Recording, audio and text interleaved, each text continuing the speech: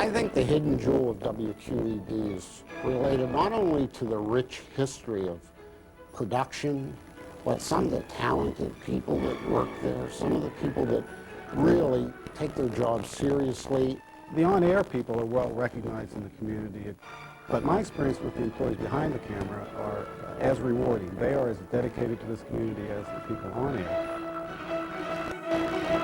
The future for public television, I believe, can only get stronger based on the way WQED Multimedia now is organized.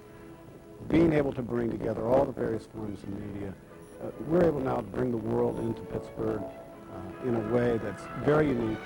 Enlighten, educate, and enrich, and that's really what QED does for us all.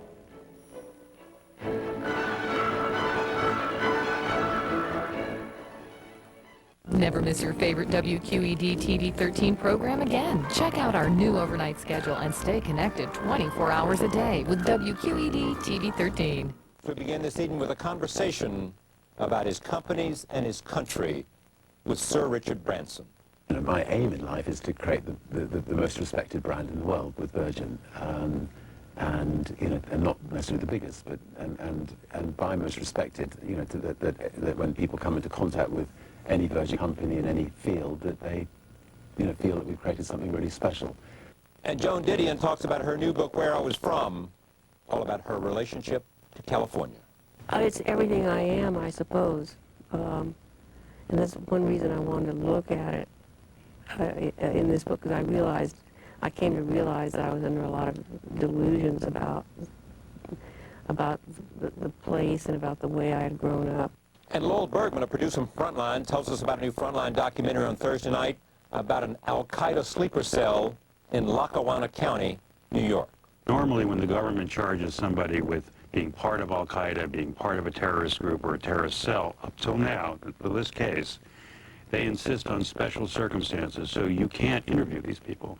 They are usually cut off. It's thought that if they're part of al-Qaeda, they'll send a signal or something like that. So because we were able to get both sides of the story, if you will, I think it's we were able to do a kind of unique inside look about what went on and take a look at some of the platitudes that politicians in Washington and government officials issued at the time about the nature of the case and see if that stood up to examination. Branson, Didion, and Bergman when we continue. Funding for Charlie Rose has been provided by the following. The Coca-Cola system sponsors youth sports the world over, like a national soccer tournament for 37,000 English girls and boys. All young people need to be encouraged to keep active, satisfy thirst for healthy competition. The Coca-Cola Company. Additional funding for Charlie Rose was also provided by these funders.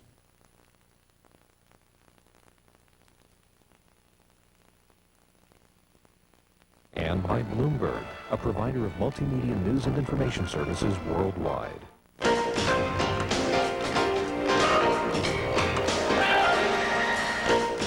our studios in New York City, this is Charlie Rose.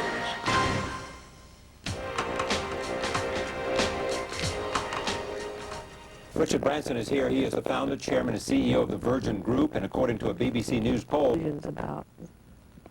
about the place and about the way I had grown up. Now,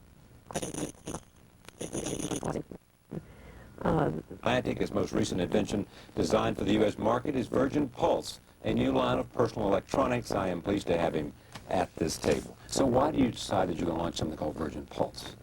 Why do you want to be in the home electronics business or the personal electronics business? Well, we launched into the mobile phone business in America about 18 months ago. It's gone a storm. I mean, it's really taken the youth market, Virgin Mobile. You know, I mean, young people in America now generally have a Virgin Mobile. Now, let's stop you there. That's only because of the style rather than the substance, isn't it? In other words, your mobile is no different than anybody else's mobile. It's just that you have a way of making it sound like it's more in.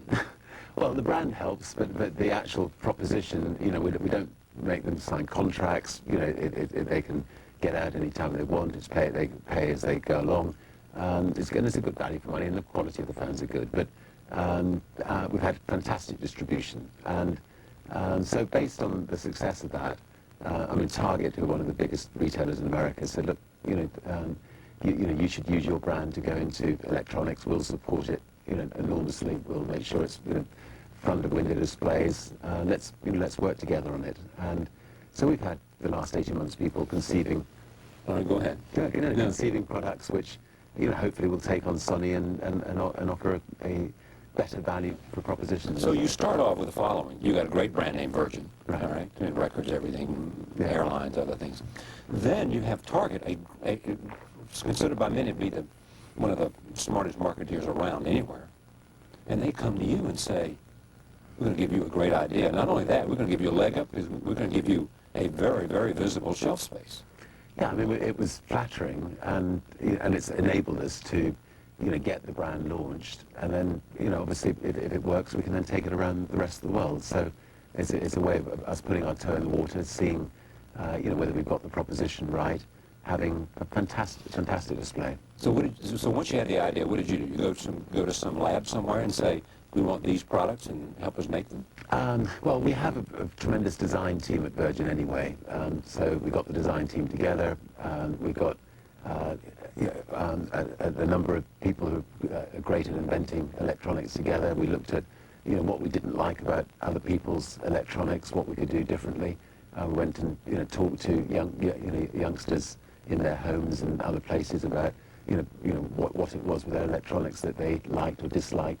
And then we went ahead and we went to various manufacturers around the world and say, could you make us this particular product? And we got some great, some really, I think, really good products. And I bought a few myself. You did. But it's, well, like, what did you? Well, I mean, for instance, we've got a flat screen, DVD player, television, CD player, radio. It's all in one? All in one. So, and what does that sell for? Well, just give you an example of what you can do with it. You can, attach it to the back seat of your car. Your three children can all watch it at the same time with, dual-purpose headphones. And you can watch television. You can watch, DVDs. You can watch the whole range, and it's under $500. So, to put a TV in your car, just a TV alone, without all the others, would cost you a lot more than $500. So, I think we're managing to come up with products which are innovative at good price. Aren't you doing something also in the airline business? Aren't you offering some new deal where you can literally sleep flat? In a week's time, we are at the day that Concorde disappears, if it disappears, and we're still trying to fight to keep it flying, but the day it disappears, we will fly the first plane into New York with the most radical layout of any plane that's ever been seen in the skies, and it'll have. It'll be more like a cruise line, luxury cruise liner than an aeroplane, and all Virgin Atlantic planes will end up looking like this plane, and so you'll come on board, beautiful bar where you can sit and have your breakfast. You can then move into the section where you have your own suite. Where you'll sit in a very comfortable leather chair. You mean like your own little room? Or? Your own little room. You'll be able to sit opposite your wife or your partner and have a proper meal. And then when you do want to go to sleep, you just press it. The stewardess will come over, press a button, and instead of going to sleep in a leather chair, the whole thing turns over on a proper mattress, a foot longer than the longest first-class seat in the world, and a foot wider. And we just charge you a business class fare for it. So what we've spent the last 2 years, we've just spent $150 million, whilst other airlines are cutting back, trying to really innovate. What was the hardest thing to figure out? I mean, you spent $150 million on what? Then $150 million on trying to create the best atmosphere in the sky, the most comfortable seats. I mean, we looked at, we found out what people didn't like. They all wanted to be forward-facing. We obviously didn't want to lose too many seats, so we had to be innovative in coming up with ideas, how to use the space, and the end result had to really feel, like what we wanted people, once they'd been on a Virgin Atlantic plane that had this, this new look, never to want to fly another airline again, and we think we've achieved that. And it starts. Well, the first plane will arrive in New York in about 7 days. Because the Concorde is over. Concorde is not over yet. Well, I thought the final flight had. No, it's Paris is in. Paris, New York is over. Paris is over. Concorde, the British Airways are retiring it in about a week's time. I mean, we've offered British Airways £1 million a plane for Concorde To buy it. To buy it, and we would love to carry on operating it. We'd love to, it should continue. It should. And what did they say? They basically, they basically said no, thank you. We're going to send them to museums. And How many do they have? they've got 6, Concorde has 20 years of life left in it. It's the only supersonic plane flying in the world. BA and Air France got together to basically to collude to make sure that they together got rid of Concorde and put them on the ground in order that they could fill up their empty first-class cabins in their subsonic fleet. There was no need to get rid of Concorde. It was a purely, maybe from their point of view, a sensible business decision. But Concorde has made British Airways a lot of money. The British taxpayer paid for it, and British Airways didn't pay a penny towards it. And our argument with the government, and we're still arguing with the government, is they should force British Airways to hand it over to us so that they continue to fly. I assume the answer is obvious. Why don't you build one? British Airways could not have afforded to make money out of Concorde if they paid for the building of Concorde. In other words, the government had to buy, they had to build the planes. The government built the planes, and they literally gave British Airways the planes for £1 each. In fact, they had 7 planes, and they actually cost them £2 for the 7 planes. So they effectively paid nothing. They had no depreciation costs, no interest costs. Now, why do you think they didn't want you to have them? Well, the sad thing for Concorde is that it was us that put our hands up saying we wanted to buy them off them. If almost anybody else in the world had put their hands up and said they wanted to buy them, British Airways may well have sold them to them. Because we've had a history of being very competitive with British Airways. There was the Dirty Tricks campaign, the court case we won against them. I think they were terrified that if they gave them to Virgin Atlantic and we made a success of them and we had Virgin on the tail, that they would perhaps look foolish. We've even said to British Airways, look, we won't have Virgin on the tail. We can do this as a joint venture. Even on the charitable foundation, we wouldn't put Virgin on at all. It would remain as British Airways. I think that yes, it'd be wonderful to be able to get them and put Virgin on the tail and prove that we can make a go of it. But now at this late stage in Concorde's life, what matters is that it continues to fly. And it is preserved. I mean, it's as much part of the fabric of Britain and actually maybe the world as a Monet or a great piece of art, and it shouldn't just be allowed to disappear. You have a lot of friends. You have a lot of powerful friends. I mean, couldn't you make a better argument? The strange thing is that the British government have not supported us at all on this, and strange, because you supported Tony Blair, because... Well, I haven't overtly supported any political party, but when he got into power, I thought it was good that there was a change and was happy to see him getting into power. To be honest, I think it's quite cowardly that they've just said, well, that this is a commercial issue. But as far as the British public is concerned, we, the British public, paid for Concorde, not British Airways. And therefore, the government represent the public. The public, with one voice, want to see Concorde continue to fly. And at the very least, the government should get myself and British Airways together into a room and see what could be done about it. But initially they were planning to do that, and then they bottled on that. And I think, they were worried that maybe if they didn't succeed in doing something, the blame would be put on their door. Or if you succeeded, it would be embarrassing for them somehow that you could make it work and they couldn't. Well, the government, British Airways might think that, but it wouldn't. It would actually be seen as a big brownie point for the government, and actually the government. If they saved it. If they saved it, the government desperately needs brownie points at the moment after the Iraq fiasco. I think they could do with 1 or 2 brownie points. Are you political at all? Did you get involved in the public debate about Iraq? Behind the scenes, I was attempting to. I was actually attempting to try to get Nelson Mandela to go to Iraq, and because I thought he'd be the only person in the world who could sit down with Saddam Hussein and actually get him to retire in a diplomatic, in a way. Why would you think that, Richard? That Saddam Hussein would listen to Nelson Mandela.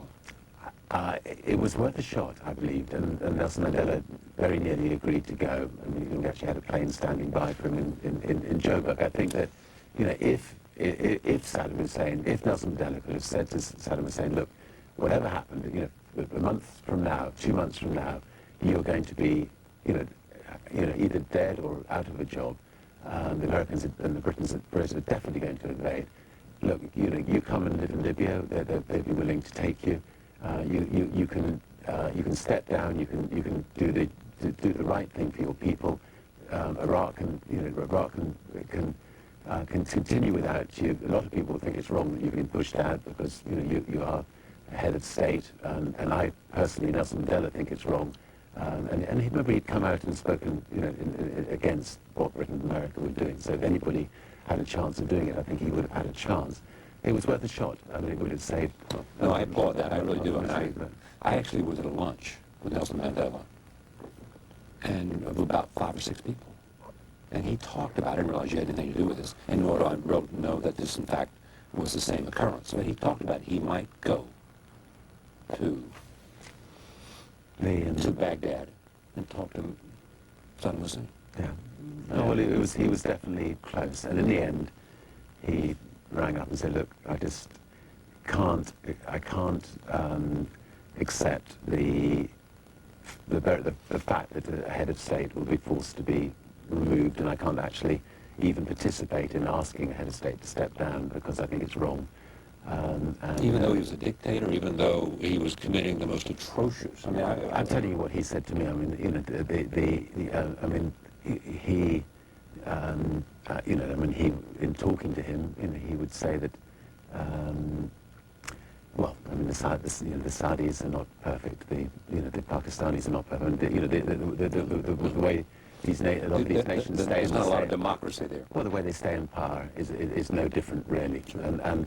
And so to intervene, if you're going to intervene in one state, you're saying there's no difference in the way the Saudis, you're saying there's no difference in the way the Saudis or the Egyptians or stay in power. The prisons, what goes on inside those prisons, I suspect, is not that different in Pakistan or Saudi Arabia or I mean, horrible in Syria or any other place where there's a dictator. But yes, obviously everybody in the world wanted to see Saddam Hussein removed. But your objection to it was that you didn't think, you agree with Nelson Mandela, that it was not the business of another nation state to try to change the leader of another country. I don't necessarily agree with everything Nelson Mandela said, but and I have my own feelings. I mean, I personally don't think that was the way to get rid of Saddam Hussein, and I think that possibly we should have tried to bring Saddam Hussein back into the fold. I mean, he was a great friend of the West 15 years ago, when just before he was fighting the Iranians. When he was fighting the Iranians, but just before he invaded Kuwait, he actually, I think it was Kirk Fitzpatrick.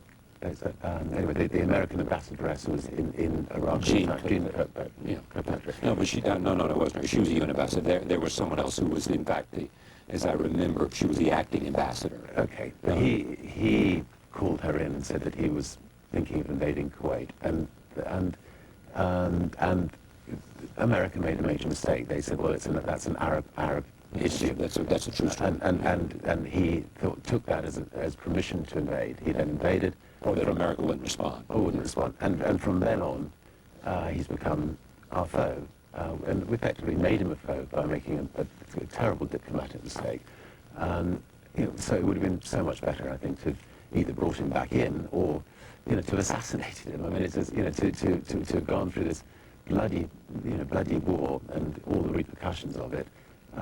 It's not been. I don't think it's been the right way of going about it. You think Tony Blair will come out of this okay, or do you think he's been so damaged politically that you can see the end of his career? I think if there was a strong opposition, he would not really stand a chance right now. I mean, I think he's much more popular in America, and even that may be waning because of George Bush's popularity waning than he is in the UK. If there was a strong opposition, I don't think Tony Blair would survive this. As it is, there's quite a weak opposition, and therefore most likely he will survive it. unless he actually ends up standing down to somebody within his own party. Gordon Brown or whoever. That's possible. Yeah. Or Yeah. somebody named Robin Cook, someone like that might challenge him. He might. I don't think that Robin Cook necessarily would succeed. I think Gordon Brown has a better chance of succeeding if Tony Blair may decide that if enough of the public think that he has misled the public over the issue of weapons of mass destruction, if these inquiries go against him, he could end up stepping down. Does one of Britain's most prominent citizens, Richard Branson, think that he should resign? No, I don't think he should resign. I can't believe that he knowingly misled the British public. I mean, it's not in his character. Therefore, it is extremely bizarre that the Secret Service, maybe misled him. I mean, how could Britain and America have got it so wrong? I mean, it is mind-boggling. What do you think they got wrong? Did They got wrong the fact that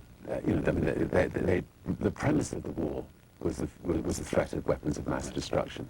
If the premise of the war was we were going to get rid of a horrible man, that would have been a fair premise in itself. But that wasn't the premise. The premise of the war was that there were weapons of mass destruction. Another premise of the war was there was an Al Qaeda camp in the north of Iraq, and that Al Qaeda and Saddam Hussein were working hand in hand. I mean, anybody would have realised that was misinformation being put about. I mean, it was obviously they hated each other. There was no way that they would have been working together. Al Qaeda hated him because he was a secular ruler who had no seeming respect for their own strong. And so the sort of propaganda that was put out was either very naive or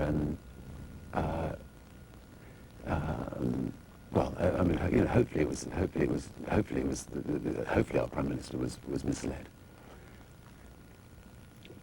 But you don't think he should resign? Do you think he should hand over which is equivalent, hand it over to someone else? Or, I mean, what should he do? I think he's going to have to make up his own mind. I mean, he's the sort of man who's, I don't see him stepping down, and I suspect he'll try to move on and address the many other issues that need to be addressed. Apart from Iraq, you think he's been a good leader for Britain? Yes, I think generally speaking, he has been a good leader. I mean,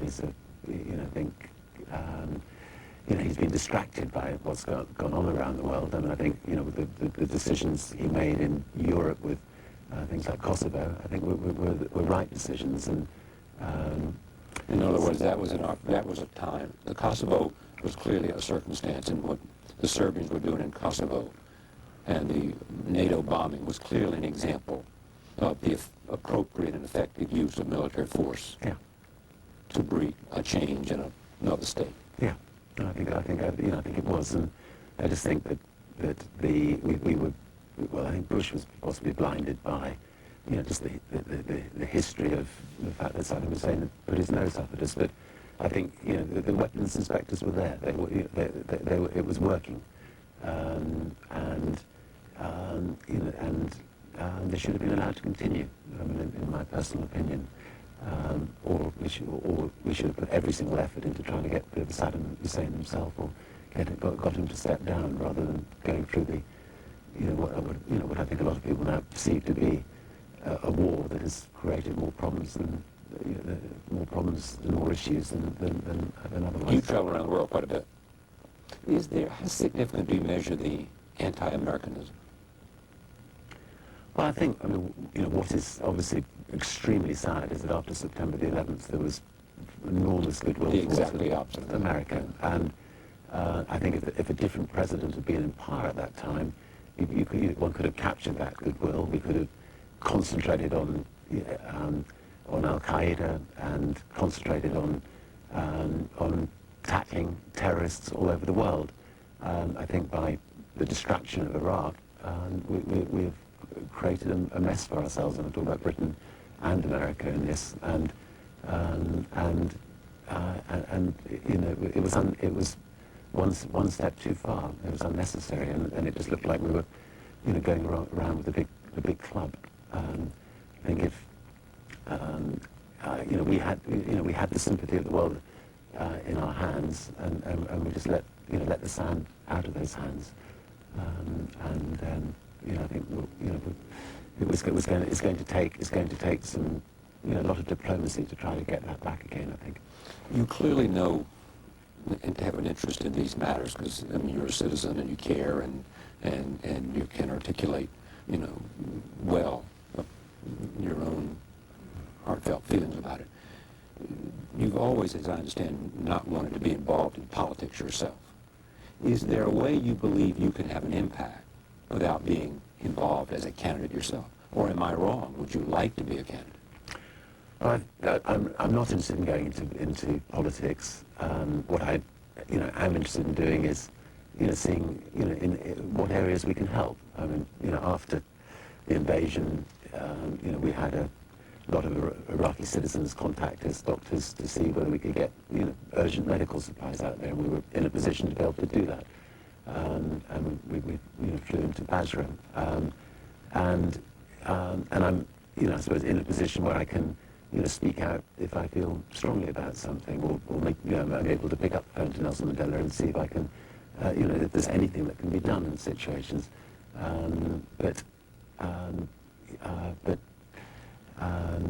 You know, but it's very difficult, I think, for a businessman.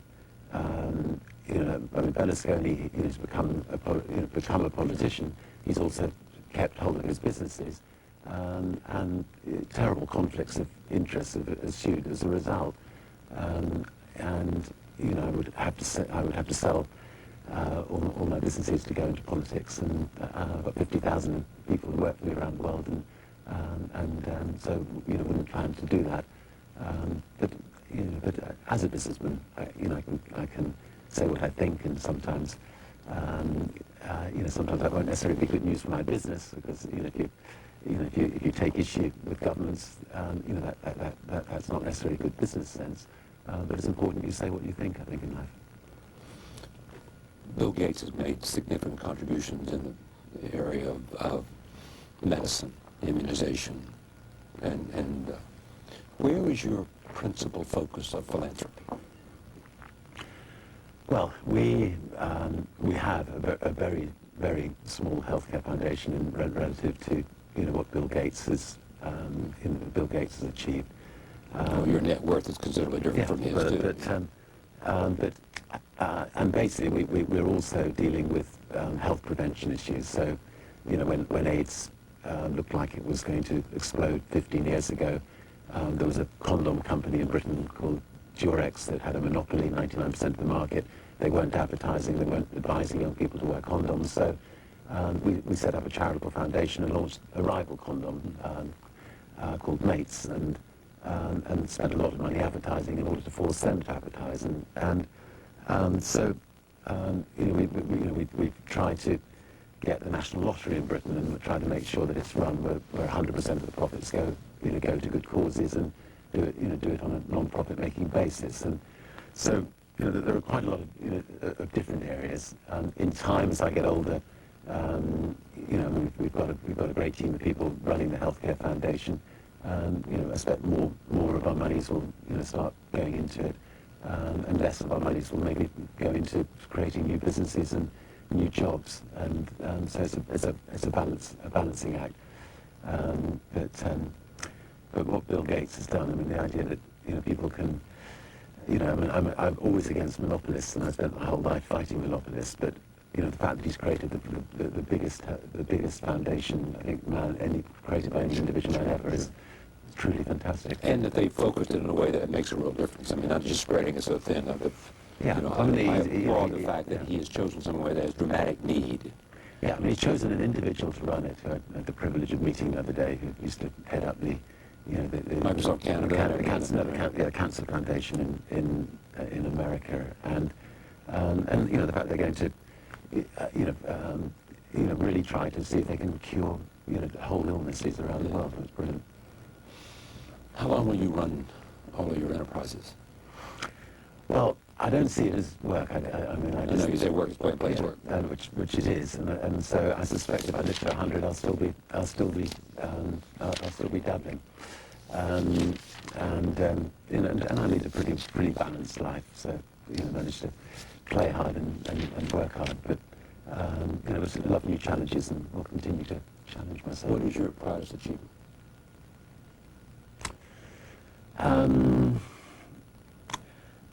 I mean, I like to, my aim in life is to create the most respected brand in the world with Virgin, and not necessarily the biggest, but and by most respected, that when people come into contact with any Virgin company in any field, that they, feel that we've created something really special.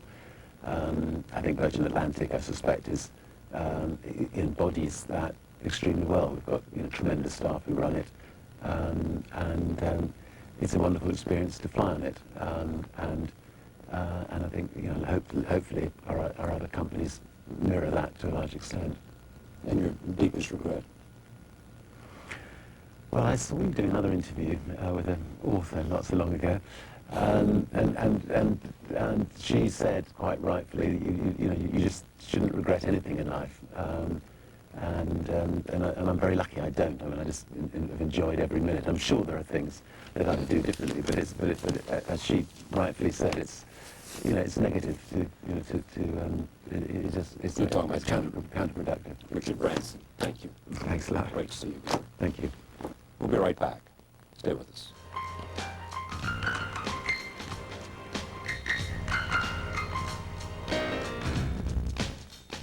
Joan Didion is here. She has written 5 novels and 6 previous books of nonfiction. Throughout her career, she's written extensively about her native state, which is California.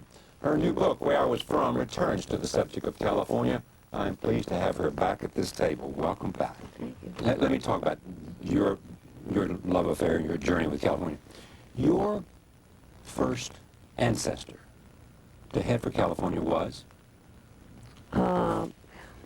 Great grandmother. Grandmother. Yeah, grandmother. And how far did she make it? She made it to Oregon. To Oregon. Yeah. Mm-hmm. And who else? I mean, That was in 1846. Right. And then a bunch of other people in my family came in 1848, came to California in 1848. And then a few people came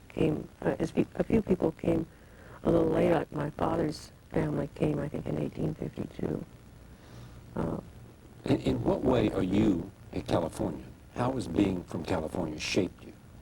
It's everything I am, I suppose. And that's one reason I wanted to look at it in this book, because I came to realize that I was under a lot of delusions about the place and about the way I had grown up. What delusions? Just accepting without question the idea that we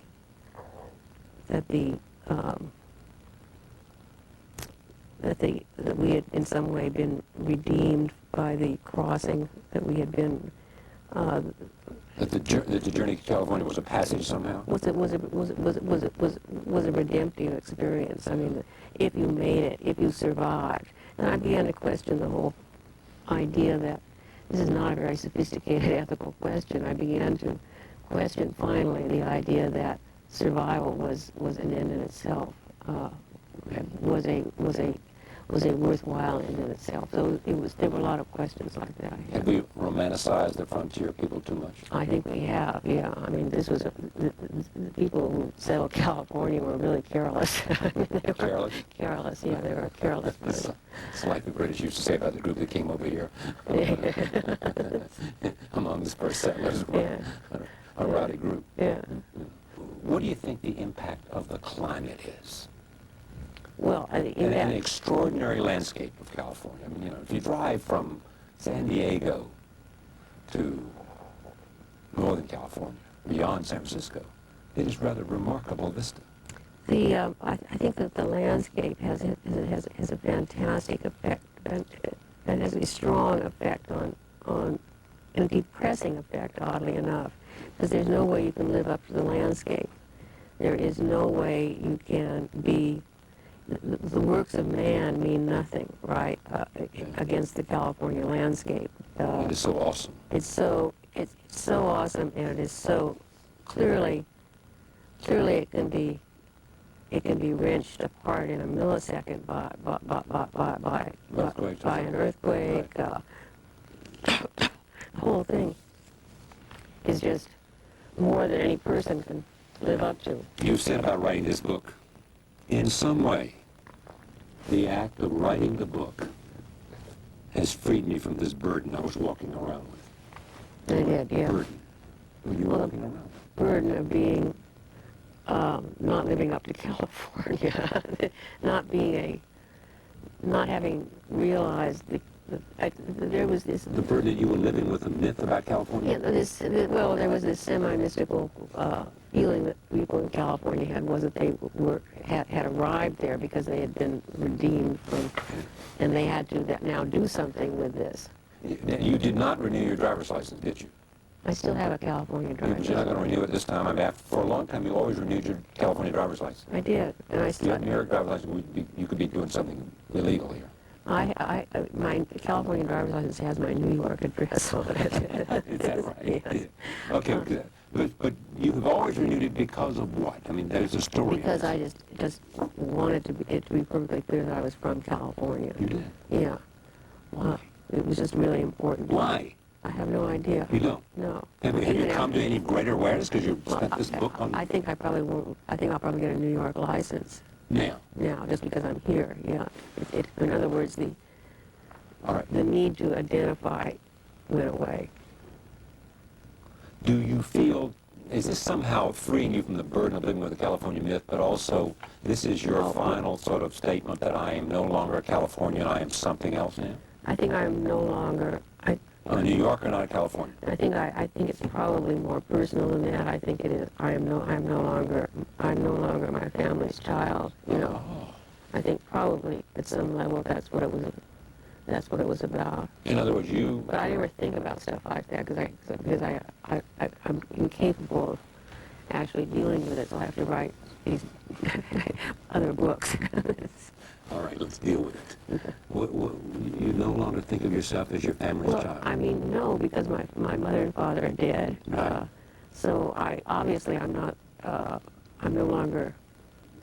That is no longer. I'm no longer walking around carrying that weight or whatever weight it is to grow up in a family.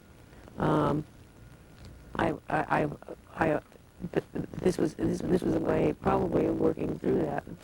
Are you pretty happy with the life you created for yourself? Yes, I am. I mean, I'm a generally happy person. I mean, let's look at it. You have a great marriage. There are a lot of things I would not rather have done, but a lot of things I would like also to have done. Okay. Do you regret mostly the things that you didn't do? Didn't learn. Yeah. It's always what you didn't do that you regret, not what you did. Didn't learn to speak perfect French. Did not learn to play the piano. Did not really learn to ski. Did not do. I mean, a lot of dumb things like that. Yeah. Oh, see, that's great. Yeah. That you didn't learn to ski. Yeah, I was afraid to go downhill. You know what I mean? What else? Other things I was Scared of. Didn't do. What do you regret not doing? Learning more. I went to Berkeley, right, and I had a relatively good education, but I didn't take courses that were really going to be hard for me. I didn't learn physics. What would you have done with physics? I might have. Who knows? I might have created. Achieved fusion. I mean, well, you don't know. I could have worked. I would. There are a lot of things that I would like to have done, which I can remember going. I was working for Vogue in New York after I got out of college, and I went out to California, and I decided because I wanted to be an oceanographer. I didn't want to work for Vogue anymore. I wanted to be an oceanographer. So I went to what was then the Scripps Institute of Oceanography, which is now UC La Jolla, and talked to them about what it would take for me to, what I would have to make up to qualify. Well, I would have had to go back to high school, maybe junior high school. I would have had to start all over because I had avoided so many hard things in favor of reading novels, which I would have done anyway. I've been lazy, I think. Really? Yeah. And you're sorry about that? I'm sorry. How about children? I have an angel child. An angel child? Yes, I have one angel child. One angel child can make all the difference. Yeah. Anything that you wish you had done? I mean, have you written the book that you wanted to write? Was there one book that you think? You always want to write a perfect book, and of course no book is ever perfect. And so when you begin one, you're really scared, thinking hey, this could be perfect, but it won't be. And when you're through with it, you just want to move on. But think about this. Think about this. Also by Joan Didion. Also by Joan Didion. Political fictions. The Last Thing He Wanted. After Henry. Miami.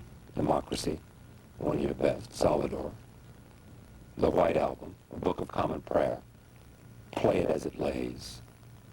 Slouching Towards Bethlehem. And Run River. That's an extraordinary life. Well, I've kind of I've sort of kept at it.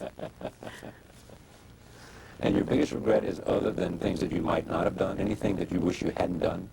No, I can't think of anything that I've done that I wish I hadn't done. I'm sure we all make mistakes, but we've all made mistakes that we wish we hadn't done, I suppose. But my way of getting on with life is to not look back on that. I mean, just keep moving. That way lies madness. Do you ever think about, do you like the movies? Yeah, I do like the movies. What's your movies. favorite movie of all time? Belle de Jour. It is? Belle de Belle de Jour. Jour? Chinatown. Chinatown, Belle de Jour. There's Parallax View is one of my favorite movies. Yeah, Parallax View, with Warren Beatty. It was an Alan Pakula movie. And Alan Pakula made that. Yeah. Who wrote it? Don't know. I can't remember who wrote it. Yeah. Do you wish you'd written more movies? No, not particularly. No, because that's not like.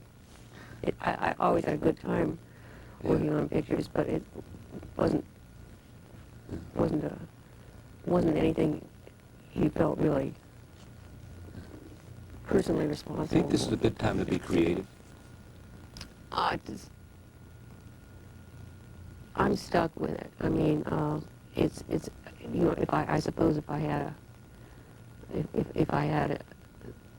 to give career advice, I would probably argue against it, because I don't think it is a good time. I think people know how to read less. I don't mean literally they know how to read, but they don't. But they read so literally. They read novels as if they were as if they were telling they read novels in the same spirit that they read the newspaper for some kind of news rather than for something in the shape of the novel. They don't really Rather than an experience. Yeah, they don't really. It's an odd time. Joan Didion, Where I Was From, is this book. Thank you. Thank you. Great to see you. Good to see you. We'll be right back. Stay with us.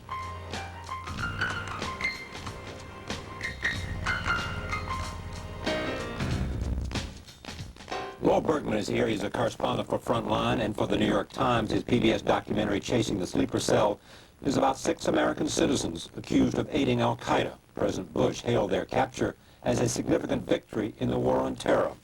The program airs Thursday night at 9 p.m. on PBS, and I'm pleased to have Lowell Bergman back on this program. Here is the story in the New York Times. Unclear danger inside the Lackawanna terror case, where the trail, how this came about. This is some of the principles here, and specifically, you got the interview with this guy. With Sahim Alawan.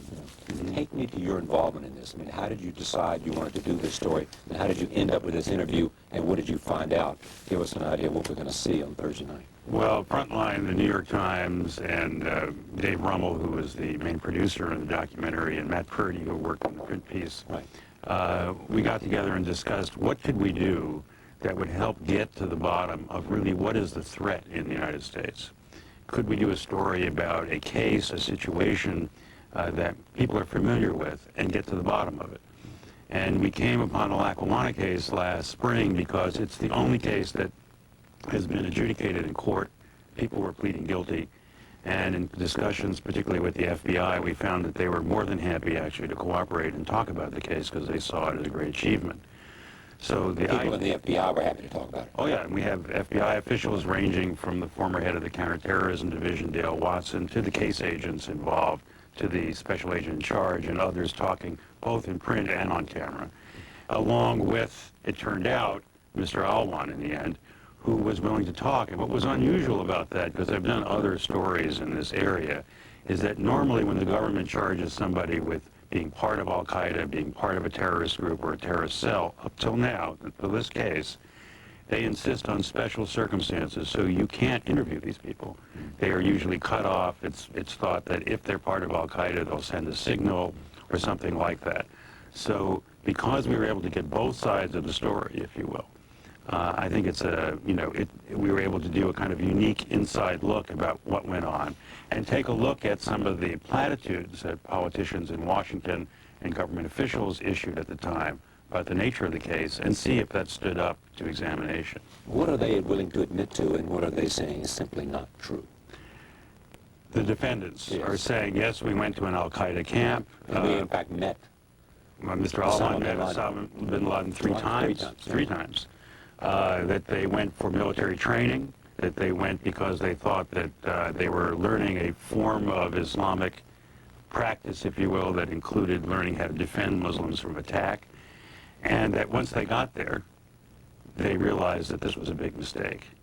And when they came back, basically, they never conspired to do anything, in fact, rarely ever talked about it, and Mr. Alwan in particular insists that he just wanted to forget the whole thing. In fact, he was the first person interviewed by the FBI when he came back. Someone in the community wrote a letter saying that these guys had gone. So when they came back, as Mr. Alwan says, his wife said, "You have a message from Allstate." And it was the FBI. All right, take a look. Here is part of an interview that Lowell did with him. Roll tape. Why are you talking to us? Why am I talking to you? There's an image that was put out there about me. And I want everyone to know that, that's not who I am. And I want people, to see that, I'm not a terrorist. I love my country. I would never hurt any fellow American or do any harm to my country. My family lives here. You have 3 children, you're college educated, family man, religious, a leader in the community. Why did you go? I really was, starting to learn my religion, and get into it. I was already, I was hungry for knowledge of the religion itself. And I never really saw the Mujahideen part of it. The Mujahideen are the warriors. Exactly. That's what you wanted to see. Yeah. There's a verse in the Quran that says, you have to learn how to prepare. Like, you got to be prepared just in case you do have to go to war. If there is a war, then you would have to be called for jihad. We were told it was obligated that you had that kind of background. And that was the aspect of, going and learn how to use weapons and stuff like that. Did you know you were going to a Al-Qaeda camp? No, I'd never heard about the word Al-Qaeda itself until I was in Afghanistan itself.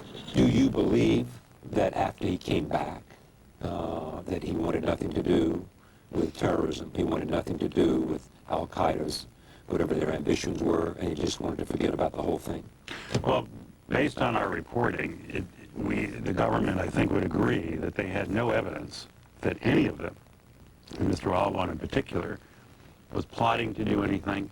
They had suspicions that whole summer. You have to understand, for a 90-day period, the U.S. government had the full force of the FBI, every electronic means that they had at their disposal, every weapon that we've given to the U.S. government since 9/11 was focused on these guys.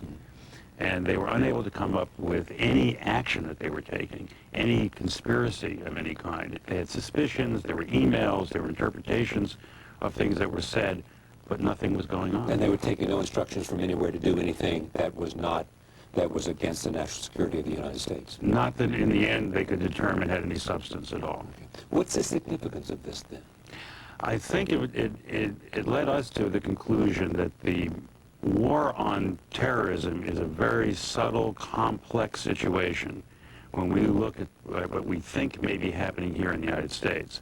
That over the last 2 years or so, the FBI in particular has gotten a lot more sophisticated about its understanding about what was going on. And what's the signal understanding that they have gained since 9/11 about sleeper cells, about Al-Qaeda being sort of buried into the fabric of America? Well, while that they are apparently not as active here as they might have feared at one time or another. You have to understand, as Dale Watson says in the program, that on 9/11, they knew that there were 70,000 Saudi males here between the ages of 18 and 35 who had entered the United States on visas over a 2-year period, matching the description of the hijackers at 9/11. They didn't know where they were. Right. They didn't know who they were. And they didn't know what they might be up to. So for that, at least that initial year after 9/11, there was tremendous tension in Washington about what might happen. There was also a corollary investigation determining why the FBI and the CIA didn't cooperate more and why they didn't have more information, because they'd been talking to each other. They might have known more about what was going on in the events leading up to 9/11. Right. Right. And in the Lackawanna case, you see concrete evidence that they're not only talking to each other, but they're sharing information in ways that they've never shared information before. And the CIA, in turn, is preparing analyses of information that they're getting from the domestic investigation and passing that back to the White House and the FBI. And it's what that underscores is that there's different languages here, and there's a significant question here. The FBI has been oriented domestically to base its cases on probable cause, on evidence that can go to court, on being able to deal with American citizens under the Constitution. The CIA and the intelligence community don't operate under those rules overseas. Now you have the two of them sharing information, but information that may mean different things to different people depending on what you're looking at. And the CIA is operating differently under different rules after 9/11, as the director has said.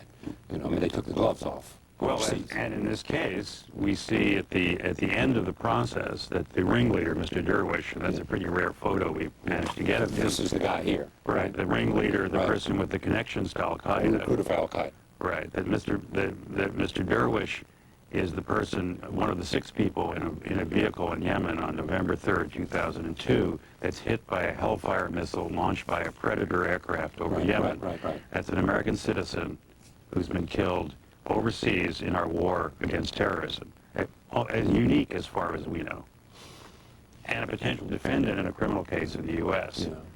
I mean, one of the curious facts about that is that on the day that the charges were to be released, the FBI and the U.S. Attorney in Buffalo were told, take his name from Washington, take his name out and put A in.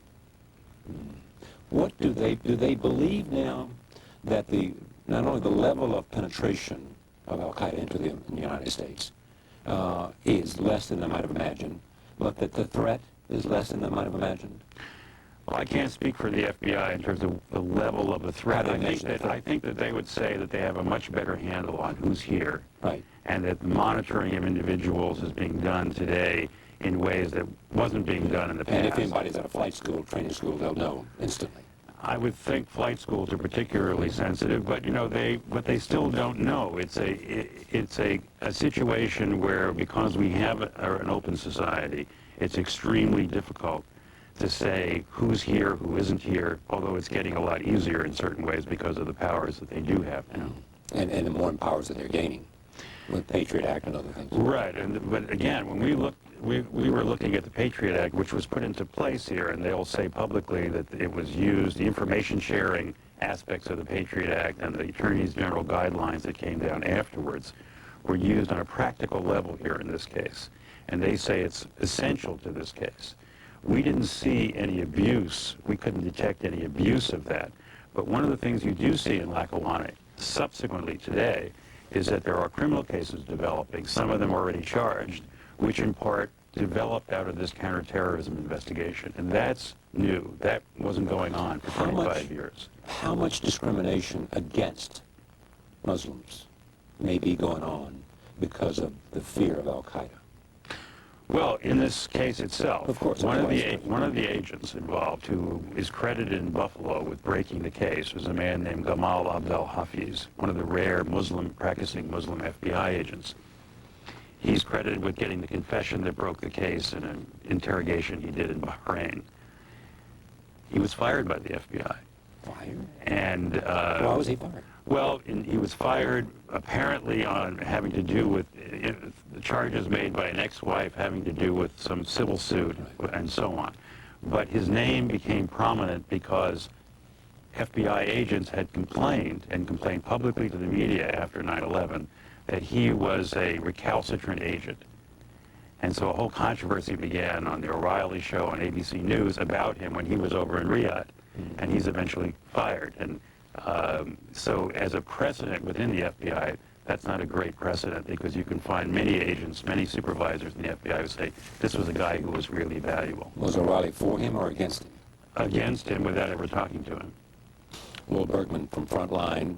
Chasing the Sleeper Cells airs on PBS Thursday night, October 16th at 9 p.m. I have said this before, and I say it again. Frontline is an extraordinary documentary series. I suspect it is unchallenged as the best documentary series on American television today.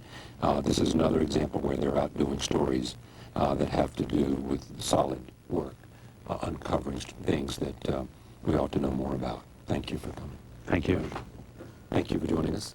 See you next time.